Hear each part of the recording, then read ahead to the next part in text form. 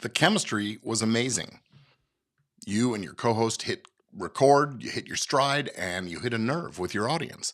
The show was growing, you had momentum, and then things changed. One day your co-host says, "I'm out." Next day, they want their name off the show. And the day after that, they're threatening to take it all down. The worst part, you never had anything in writing. Welcome to the world of podcast partnership breakdowns. Now, today on Legit Podcast Pro, we're talking about podcast prenups and the three scenarios, or at least three scenarios, that'll make you wish that you had one when you got started and make you decide to get one now. So stick around and we'll talk about that.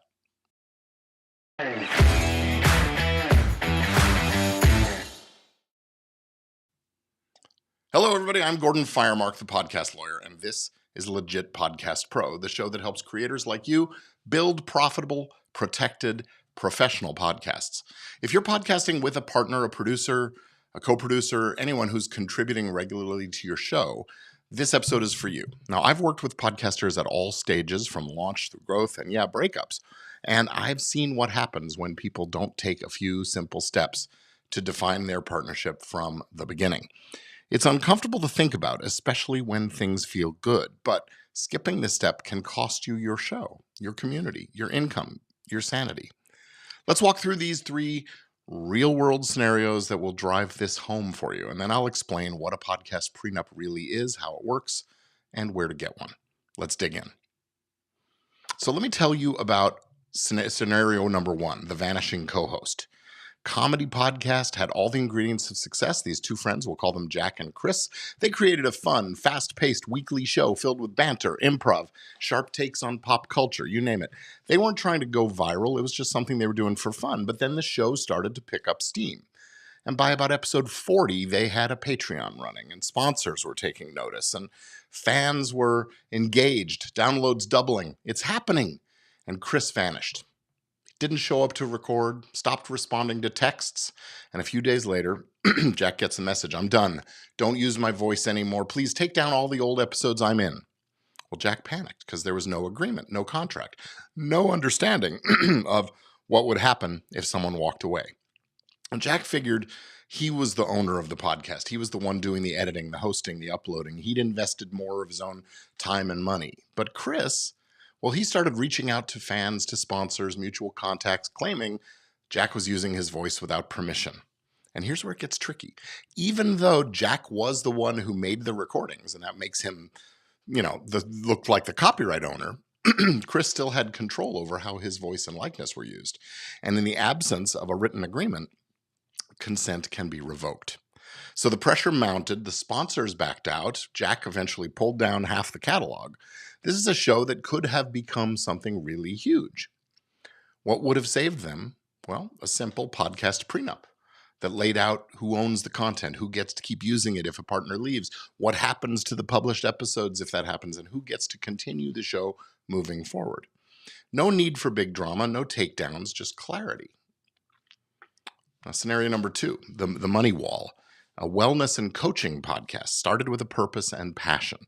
Two experts in their fields came together. They were going to create something that supported their communities, shared insights, interviewed guests, and had a natural chemistry. It started modestly, but it actually picked up traction really fast. And within a few months, they're getting invites to speak, running small workshops, drawing interest from brands. And that's where things started to fall apart. One host saw the potential and leaned in. She wanted to monetize through courses, events, and sponsorships. But the other was uncomfortable about that. She said, "This isn't what we agreed to." She said, "This show is about helping people. It's not about making money." And they argued a lot. And eventually the show went on hiatus. And then it faded away, became a permanent hiatus. They had different visions. But more importantly, they didn't have an agreement to guide any transition in this scenario. They never talked about whether monetization was a goal, or who owned the rights to the content they made, or how the revenue would be shared, if at all, and even who could speak on behalf of the brand. One of them ended up creating a course that looked and sounded a lot like their podcast, but they did it solo, and that raises all kinds of other legal issues. And the other felt betrayed. This didn't need to happen.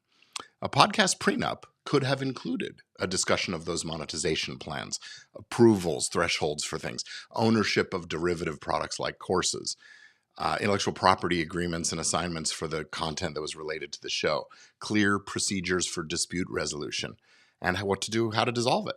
Even if just having the conversation early on might have set expectations and either prevented the meltdown or prevented the overinvestment early on until they had, learned these things about each other and their relationship. So podcasting partnerships don't fail because people disagree. They fail when there's no process to deal with disagreement.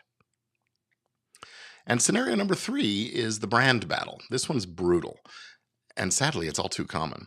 3 friends launched a true crime podcast. They're passionate researchers, great storytellers, had a really powerful dynamic. They built the brand from the ground up with visual identity, social presence, even really good sound design. They shared duties. They trusted each other. But then as the show grew, so did the cracks. One host began taking the lead on marketing. She scheduled interviews, pushing social content, handling bookings. Naturally, she got more attention and fans started to gravitate toward her. She saw opportunities like live shows and merchandise, maybe a book deal. So she pitched expansion and expected her co-hosts to follow and be a part of it. But the others felt like they'd been steamrolled, left behind. They hadn't been consulted.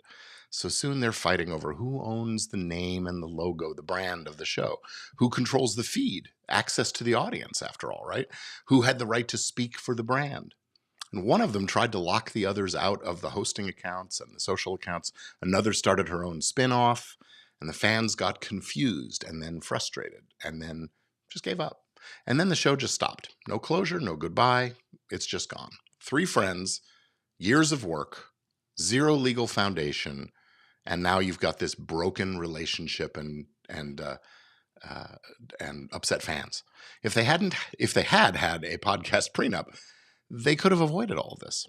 It would have defined who owned what and how much, and voting rights for new ventures and rights to continue using the brand if one of them decided to leave or whatever, buyout options for departing members, and more importantly, it would have set expectations so no one would have felt surprised or disrespected.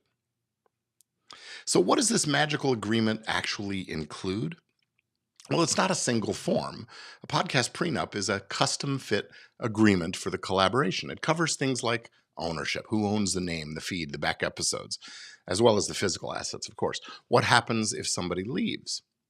What happens if somebody needs to be shown the door?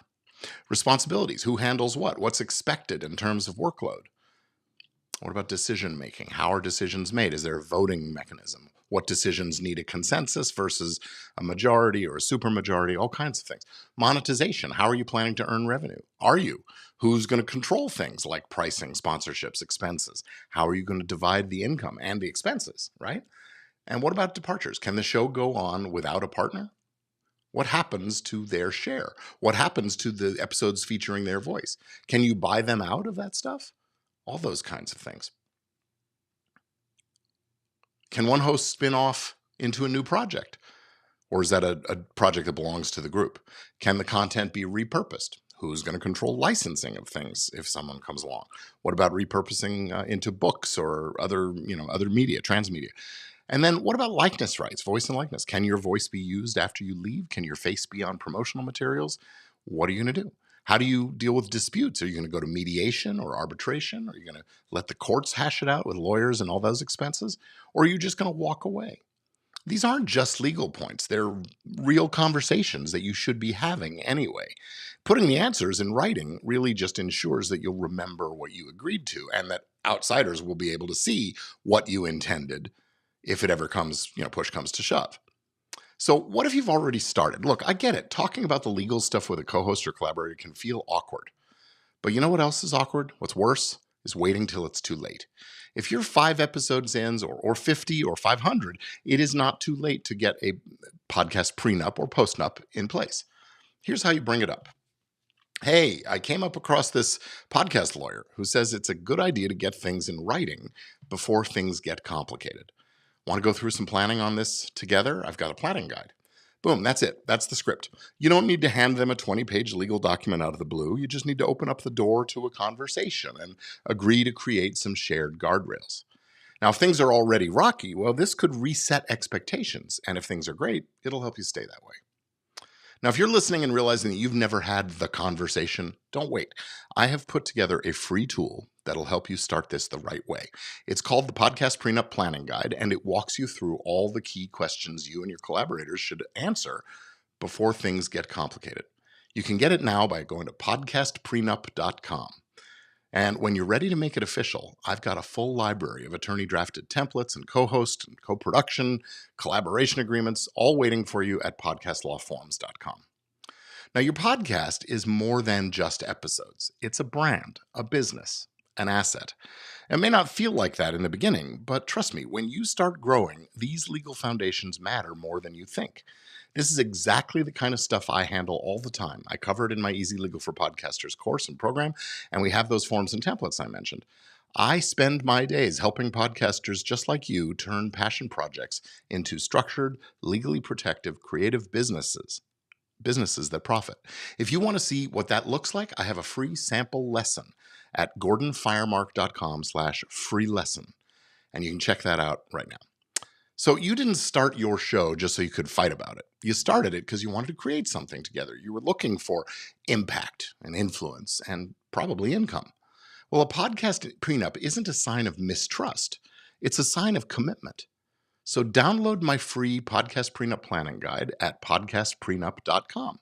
And when you're ready to lock things in legally, podcastlawforms.com may just have what you need.